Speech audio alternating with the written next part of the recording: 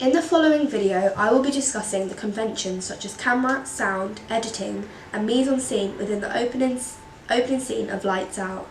Lights Out was released in 2016 and is under the genre of an American supernatural horror. At the beginning of the movie, the audience are introduced to the Warner Bros. Logo, which instantly reassures the viewers that Lights Out is going to meet the conventions of a successful horror film.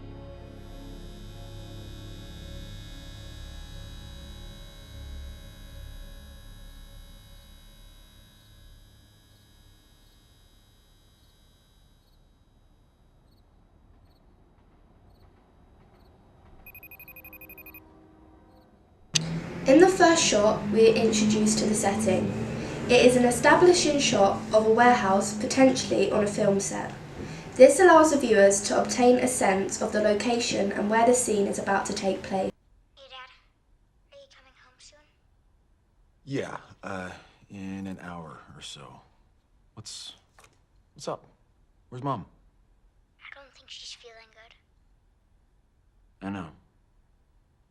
Don't worry. I'm working on getting her better. As the viewers, we are immediately introduced to a male character who appears to be a family man as he is on the laptop, possibly talking to his son. It's also revealed that he could be the manager to the warehouse as he is dressed in casual clothing with the work attire. You want anyone on overtime? No, I gotta just go ahead and close up. After meeting the male character, we are also introduced to a female character who clearly appears to be an employee and a worker for the male character.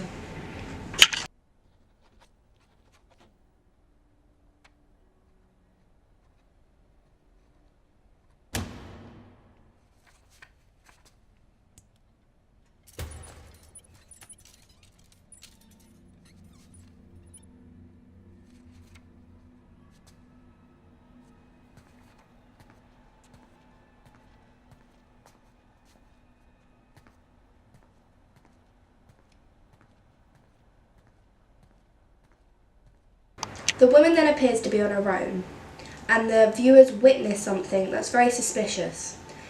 The director has made use of props such as a clothes rail. The clothes move on their own, which is a bit freaky and odd. However, this is a convention of a horror film to make the audience ask questions as if like, is there someone else there? Is there someone in the room apart from her?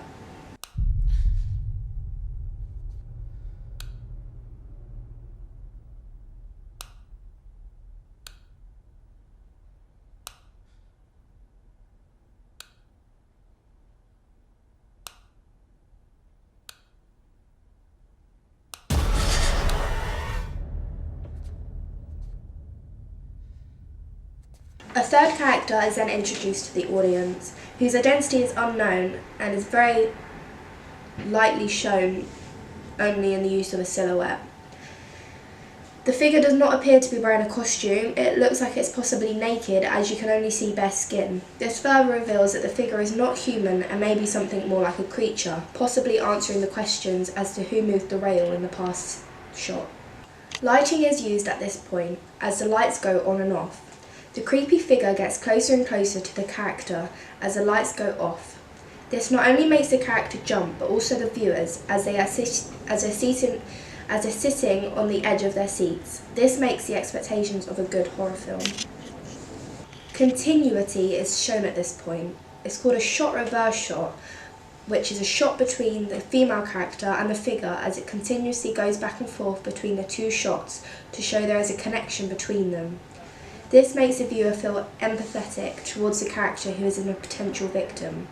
It's also used to make this point of the film continuous and flow, as well as building up the tension. Eyeline match is also used within the editing. It's used throughout so that the viewers can see exactly what the characters are seeing, i.e. the figure. This makes the viewers feel as if they're the character, and being in their shoes makes it more scary and more realistic for them to believe. Sound is also used in this part of the film. It's very effectively used because as the film is seen to be very quiet and relaxed until something appears or happens, such as the figure. Maybe you could get her to stop locking herself in the closet. Okay? Right. So we don't call it an intervention. We call it a... Paul? I saw something. This thing is really starting to take its toll on him. Paul! 1 second, please. What? There was something in the back room. What do you mean, something? I don't know. It disappeared. Esther? I really gotta deal with this, so just go home, okay? Be careful on your way out, okay? Okay, so I'll be home in about an hour. Okay. Yep. Bye.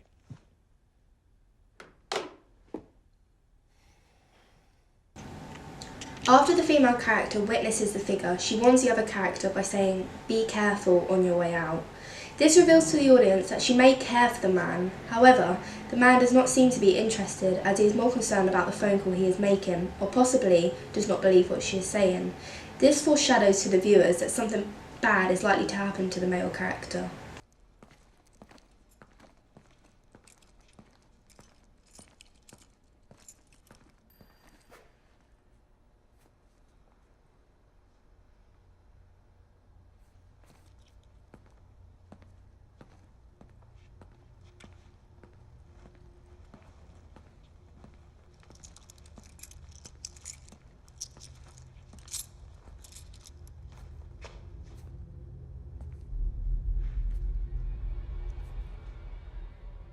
Esther?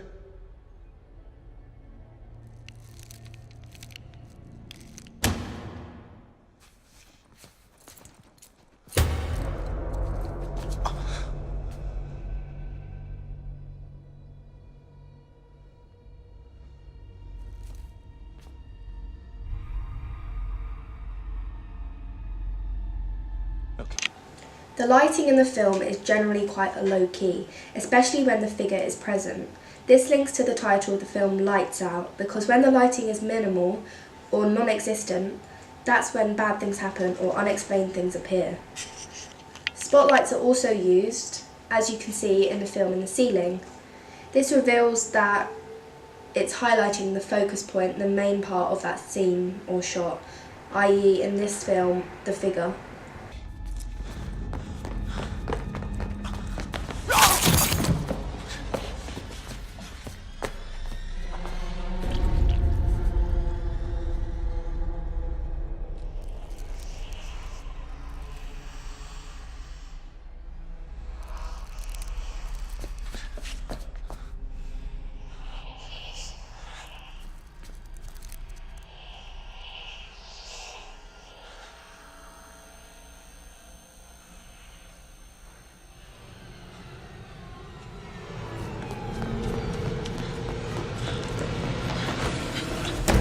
Matron action has been used when the male character is running away from the mysterious figure. The cuts match together, starting off from behind the male character, then getting closer behind him as he is running, then when he is on the floor and stands up. These are all done at a very fast pace, mirroring how fast he's moving. This makes the viewers feel as if they're running alongside him or behind him. This makes the viewers feel more connected with the film so that it can feel what he's feeling. After the matron action, we are revealed to more of the figure-like character. We are introduced to its piercing eyes and long fingers, which reveals further that it may be is a creature, and not a human. The piercing eyes may signify evil, as it almost possesses the audience. It's further demonstrated through the fact that the male character is seen to have scratch marks on his leg and face, which makes the viewers assume that it is a figure is a monster, as it created the marks.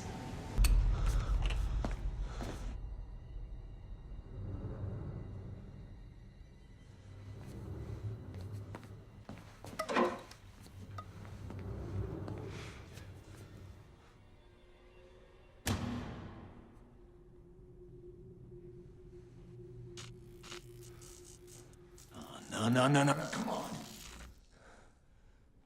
More props are introduced. Mannequins are shown all around the scene. Although it's possible they may be innocent props used in the film as part of the set, they may also come across quite eerie.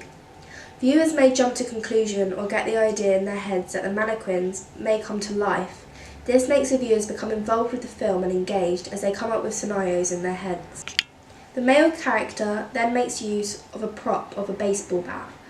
This can be seen that it's used for protection and signifies that the male character is scared and will fight for his life. The flicker and lights are used to add suspense and add tension, building up to what may happen in the rest of the film.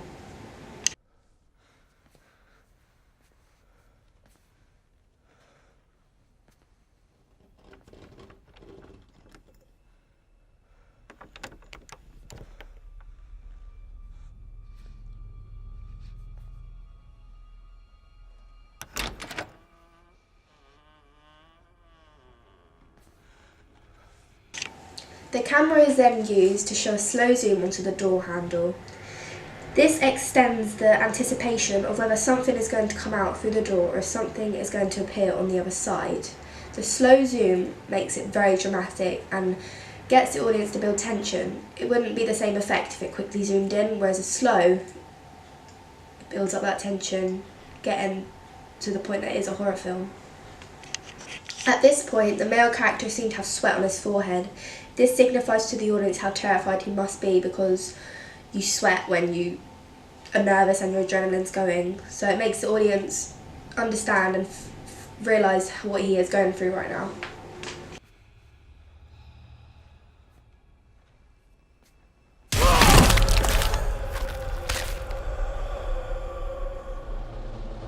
At this point, sound is used very effectively again. When the man is pulled up into the air at full pelt towards the end of the first scene, it sounds like something very superior has pulled him up, as the viewers can hear the sound of screaming and crashing, as if his body has been forcefully thrown and body parts have been cracked or broken. The fact the sound changes dramatically scares the audience and makes you jump. It is an alarming, high-pitched, non-diegetic sound, and it makes the viewers gasp.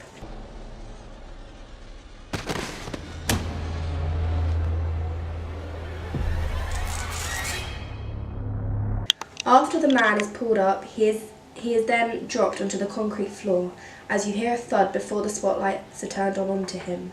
This signifies to the audience that he has been dropped carelessly, and it makes the viewers realise what that figure is capable of doing. A close-up is shown of the male character at the end of the opening scene when he appears to be dead. This allows the viewers to see the detail of damage that has been done, for example, the deep red scratches on his face.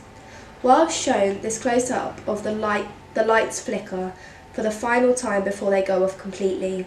This signifies to the audience that the opening scene has come to a close.